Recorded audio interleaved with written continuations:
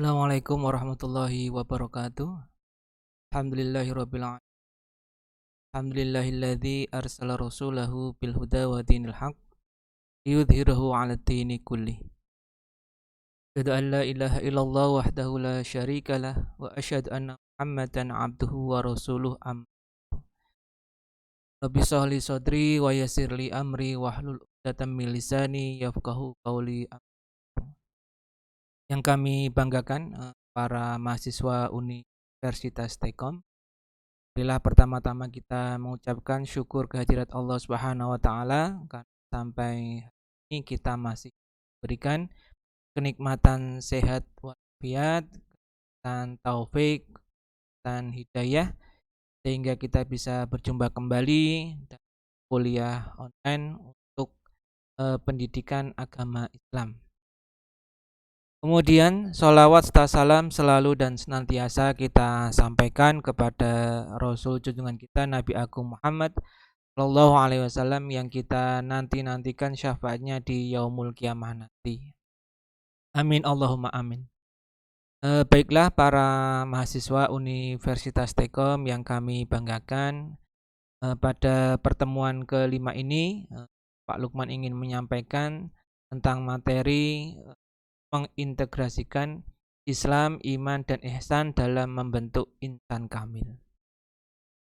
Sebelumnya Pak Lukman menyampaikan pokok pembahasan untuk pertemuan kelima kali ini. Yang pertama adalah pengertian Islam, kemudian iman dan ihsan, kemudian insan kamil.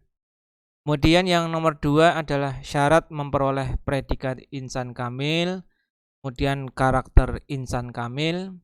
Yang keempat, metode mencapai insan kamil. Kemudian yang kelima, meneladani insan kamil. Teman-teman sekalian, untuk yang pertama ya, untuk Islam, iman dan ihsan serta insan kamil ini sudah sangat terkenal sekali hadis yang disampaikan oleh Rasulullah Shallallahu Alaihi Wasallam. Ketika itu hadisnya menceritakan tentang suatu hari ya, kami duduk dekat Rasulullah Shallallahu Alaihi Wasallam.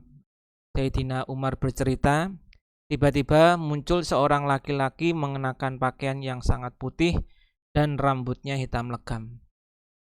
Tak terlihat tanda-tanda bekas perjalanan jauh dan tak seorang pun di antara kami yang mengenalnya.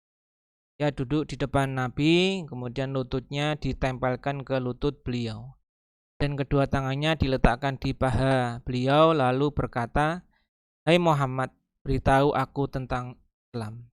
Kemudian Rasulullah menjawab, "Islam itu engkau bersaksi bahwa tiada Tuhan selain Allah dan Muhammad sebagai Rasulnya," dan seterusnya. Kemudian ia bertanya lagi, "Beritahu aku tentang iman." Nabi menjawab, "Iman itu engkau percaya kepada Allah," kemudian dan seterusnya. Laki-laki itu kemudian berkata lagi, "Beritahu aku tentang ihsan." Nabi menjawab, "Hendaklah engkau beribadah kepada Allah seakan-akan engkau melihatnya. Pun engkau tidak melihatnya, sesungguhnya dia melihatmu." Nah, setelah itu Nabi bertanya kepadaku, "Hai Umar, tahukah kamu siapa yang bertanya tadi?" Aku menjawab, "Allah dan Rasulnya lebih mengetahui." Kemudian beliau bersabda, "Dia itu Jibril, datang untuk mengajarkan Islam kepada kalian." Ini hadis riwayat Muslim. Nah, dari hadis yang disampaikan oleh Sayyidina Umar tadi, kita dapat memperoleh bahwasanya ada 3 hal yang penting dalam kehidupan kita, yakni yang pertama Islam ya. Di mana Islam adalah engkau bersaksi bahwa tiada sesembahan yang berhak disembah selain Allah dan sesungguhnya Muhammad adalah utusan Allah. Yang kemudian engkau mendirikan sholat, kemudian menunaikan zakat, kemudian berpuasa pada bulan suci Ramadan dan mengerjakan haji ke Baitullah jika engkau mampu melakukan. Nah, ini termaktub dalam rukun Islam. Kemudian yang kedua, ini hendaknya engkau beriman kepada Allah ya, kemudian malaikat-malaikatnya, kemudian kitab-kitabnya, utusan-utusannya, dan hari kiamat yang terakhir iman kepada takdir yang baik dan yang buruk, yakni qada dan takdir, yakni ketetapan yang akan terjadi dan sudah. Ini termaktub dalam rukun iman. Kemudian yang terakhir ya, pesan dari hadis tadi adalah ihsan. Nah, ihsan berarti engkau beribadah kepada Allah seakan-akan engkau melihatnya, namun jika engkau tidak melihat, yakinlah bahwa Dia melihat. Ini poin hadis dari Sayyidina Umar kepada kita ya, 3 item yang kita bisa ambil. Kemudian 3 item tadi kalau kita gambarkan ini seolah-olah iman ini adalah akar ya. Di mana iman adalah akar, ini adalah akidah kita. Yang tadi Pak Lukman sampaikan ada rukun iman, ada rukun iman yang ada 6 itu, di mana percaya kepada Allah, percaya kepada malaikat, kemudian percaya kepada Rasul, kitab, yaumul akhir, kemudian ada percaya kepada qada dan takdir. Kemudian setelah kita iman, kita menjalankan syariat, ada syahadat, kemudian sholat, kemudian ada puasa, zakat, dan berhaji. Kemudian setelah itu harus tercermin kepada akhlak kita sehari-hari atau akhlakul karimah. Ini semuanya bagaikan pohon mempunyai akar dan kemudian akhlak adalah sebagai buahnya. Ini ketiga item ini harus kita cerminkan ya dalam ibadah secara khusus atau ibadah secara vertikal maupun ibadah secara horizontal, yakni muamalah. Dan ini muamalah erat kaitannya dalam segala bidang, yakni sosial, kemudian ada ekonomi, budaya, politik, pendidikan, dan lain-lain. Ini semuanya ini adalah ibadah langsung yang mahdhah maupun ibadah ghairu mahdhah atau ibadah tidak. Kemudian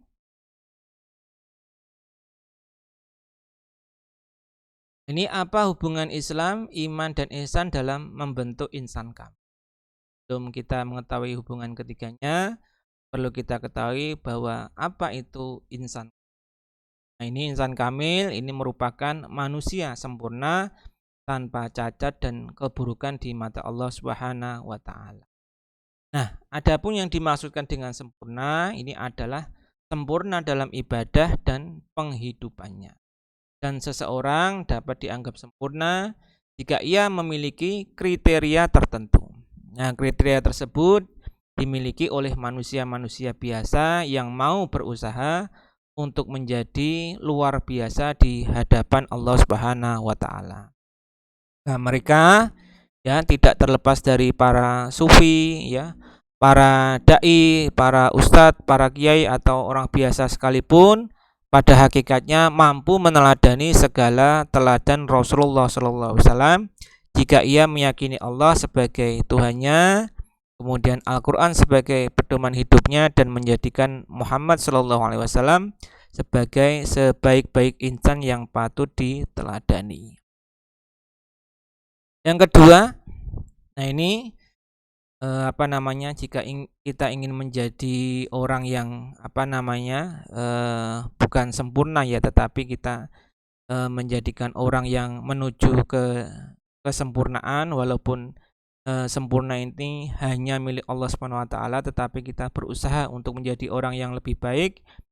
Yang kedua adalah jika amal ibadah itu yang kita lakukan sudah pindah pada amal ibadah yang bersifat hati, di mana orang tersebut pada tingkatan orang yang mukmin, ya. Ini sesuai dengan Quran surat Al-Baqarah ya, ayat 285 yang berbunyi, Rasul Muhammad beriman kepada apa yang diturunkan kepadanya, yakni Al-Quran dari Tuhannya.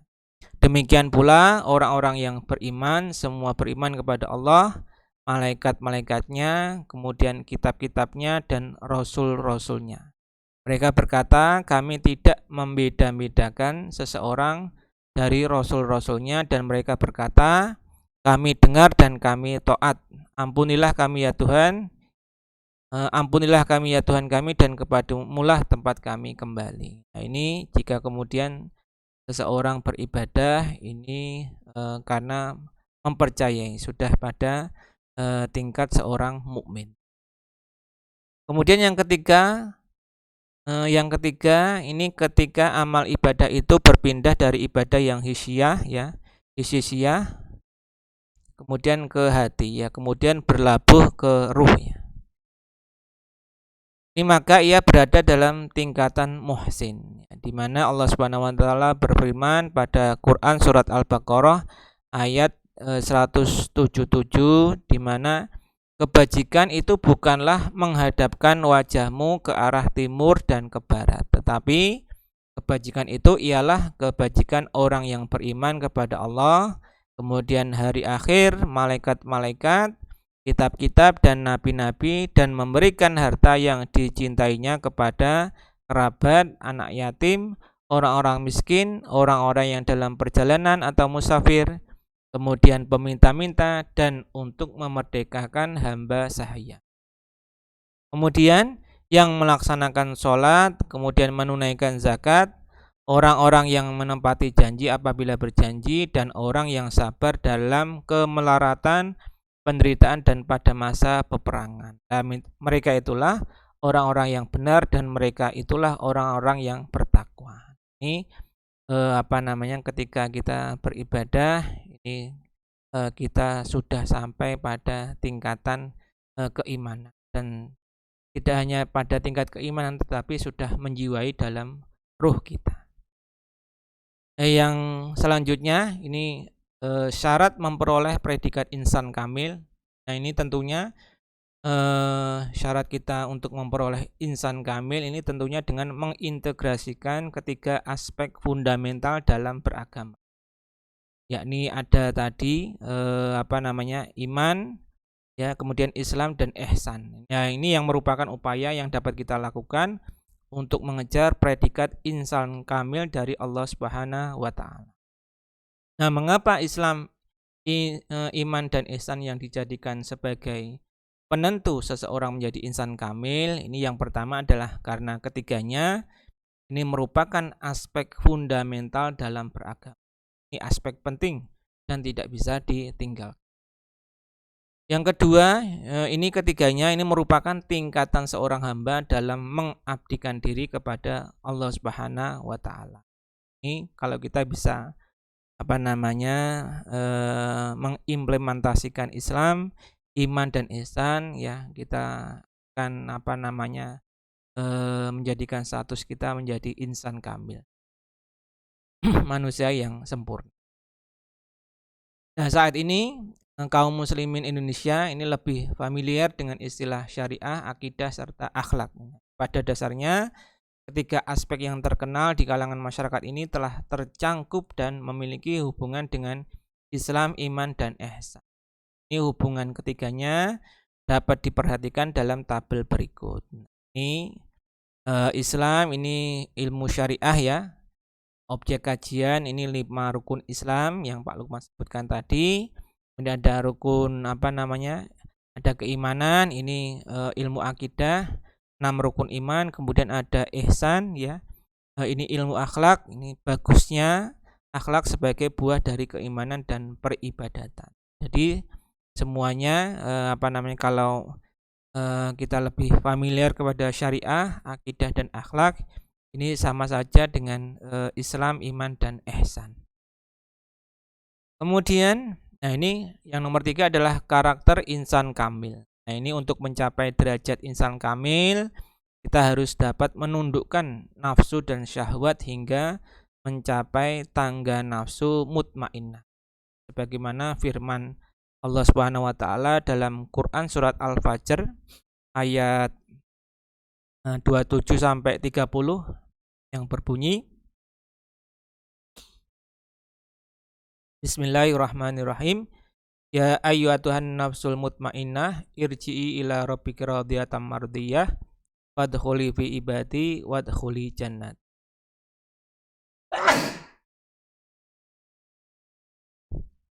Ini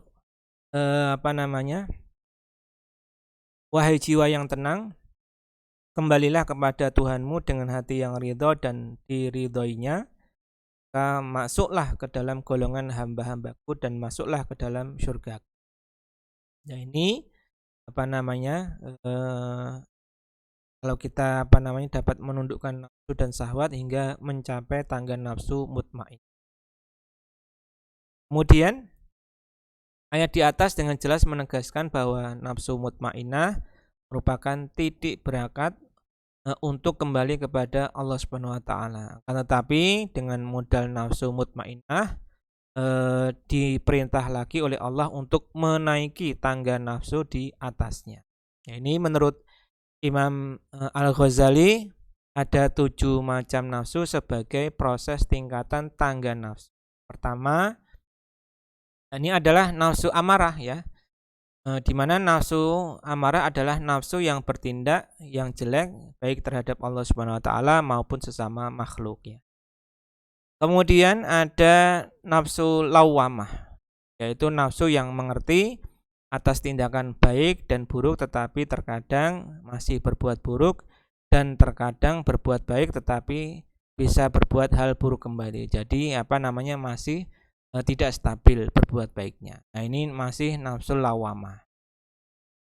Kemudian nafsu mulhamah ya, di mana yaitu nafsu yang mulai takut dengan Allah bila akan melakukan sesuatu yang buruk. Nah, ini masih transisi nafsunya.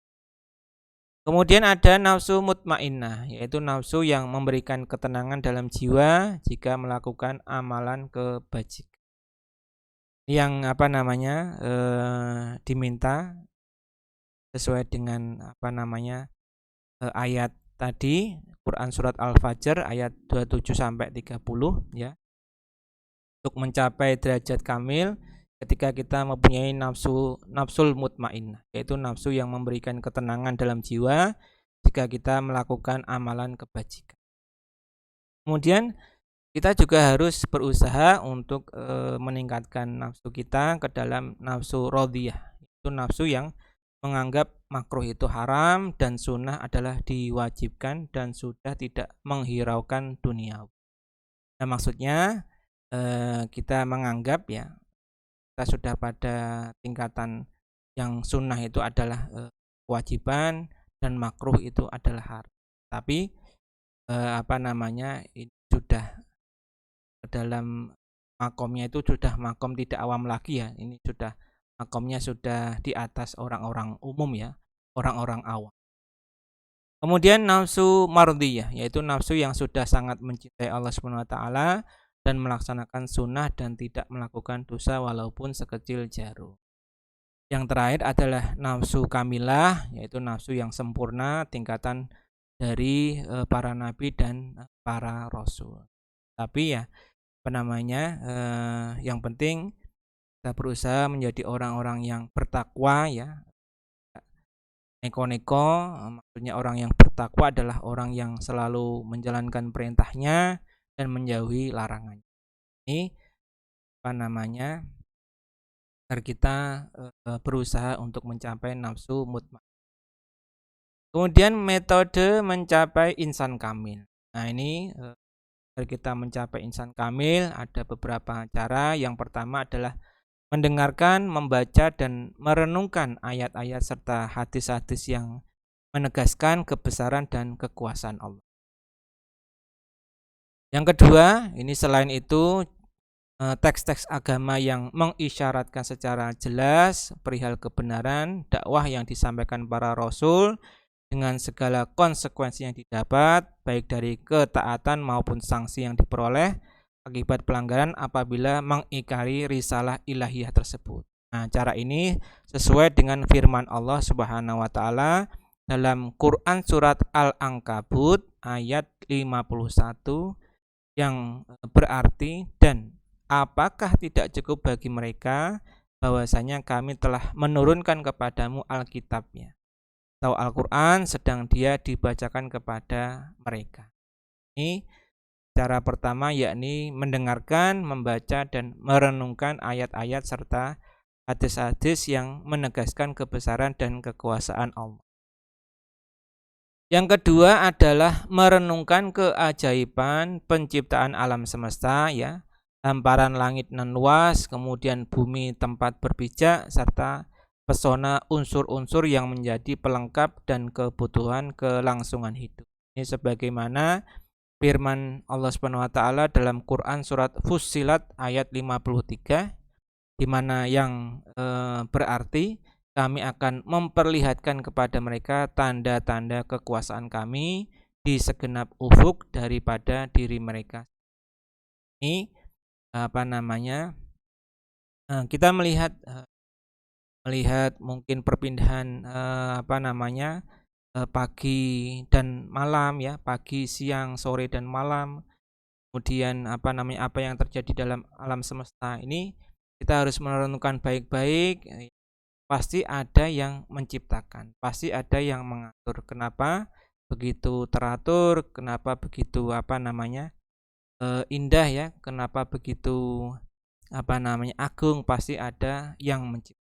Ini perenungan keajaiban penciptaan alam semesta ini agar kita selalu ingat kepada Allah Subhanahu wa taala. Yang ketiga adalah keyakinan yang telah didapat mesti diterapkan baik secara lahir maupun batin, ya, dan berupaya sebisa mungkin menjalankan perintah dan menjauhi larangannya. Karena dengan keteguhan iman dan keyakinanlah, ya, Allah akan senantiasa membimbing dan mencurahkan kasih sayang kepada umat manusia. Ya, Allah Subhanahu wa taala berfirman, dan orang-orang yang berjihad mencari keridhaan, ya, cari keridhaan Allah, kami benar-benar akan tunjukkan kepada mereka jalan-jalan kami. Itu cara-cara agar kita menjadi insan kamil. Ada 3 cara yang Pak Lukman sampaikan. Kemudian yang kelima ini meneladani insan kamil. Nah, kalau kita tahu manusia yang sempurna ini tidak ada selain yang kita pahami dalam ajaran kita, yakni seorang yang sempurna hanyalah Rasulullah Shallallahu Alaihi Wasallam. Nah, ini jejak hidup Rasulullah sudah terhimpun menjadi sebuah bacaan dari beragam sudut pandang. Nah, tak terhitung berapa banyak sudah sirah nabawiyah yang mengulas lebih dalam baik kesahajaan, kemudian kehebatan, kesempurnaan maupun keseharian beliau yang memang jauh dari kemewahan, namun menempati posisi mewah di hadapan Rabb-Nya, yakni Allah Subhanahu wa taala. Ini selama hayatnya segenap peri kehidupan beliau menjadi tumpuan perhatian masyarakat. Karena segala sifat yang terpuji yang terhimpun dalam dirinya merupakan lautan budi pekerti yang tidak pernah. Nah, inilah cerminan abadi yang patut diteladani umat Islam untuk meraih insan kamil. Nah, tiada manusia yang sempurna, ya, begitu ungkapan yang sering kita dengar, ya, bahwa tiada manusia yang sempurna. Kita dianugerahi kekurangan agar dapat saling melengkapi antar manusia yang lain. Namun hakikatnya semua manusia mampu berusaha untuk tidak menempatkan dunia sebagai tujuan, namun sebagai pemenuhan totalitas amalan ukhrawi yang nantinya akan dipertanggungjawabkan di hadapan Allah Subhanahu wa taala. Nah, menyisihkan kepentingan dunia bukan berarti mengabaikan, ya. Saya ulangi lagi, menyisihkan kepentingan dunia bukan berarti mengabaikan apalagi meninggalkan kewajiban dunia. Namun lebih daripada itu, meneladani potret insan kamil ialah dengan menyeimbangkan kehidupan dunia tempat kita beramal saleh sebagai bekal akhir. Sesuai dengan ayat dalam Al-Qur'an, Quran surat Al-Qasas ayat 77 ya, yang diterjemahkan, dan carilah pada apa yang telah dianugerahkan Allah kepadamu, yakni kebahagiaan negeri akhirat, dan janganlah kamu melupakan bagian kamu dari kenikmatan dunia. Dan berbuat baiklah kepada orang lain sebagaimana Allah telah berbuat baik kepadamu. Dan janganlah kamu berbuat kerusakan di muka bumi. Nah, sesungguhnya Allah tidak menyukai orang-orang yang berbuat kerusakan. Demikianlah teman-teman mahasiswa sekalian, ya, pembahasan kita tentang insan kamil. Nah, pada intinya kita sudah tahu bahwasanya insan kamil atau manusia sempurna adalah Rasulullah SAW. Patutnya lah kita selalu bersolawat kepada beliau, karena semoga apa yang kita harapkan dengan solawat kepada beliau kita mendapatkan syafaatnya baik di dunia maupun di akhirat nanti. Amin Allahumma amin. Semoga apa yang Pak Lukman sampaikan bermanfaat fid dini wad dunya wal akhir. Akhirul kalam, apabila ada kata-kata yang Pak Lukman sampaikan kurang berkenan, Pak Lukman minta maaf sebesar-besarnya. Pak Lukman akhiri akhirul kalam. Assalamualaikum warahmatullahi wabarakatuh.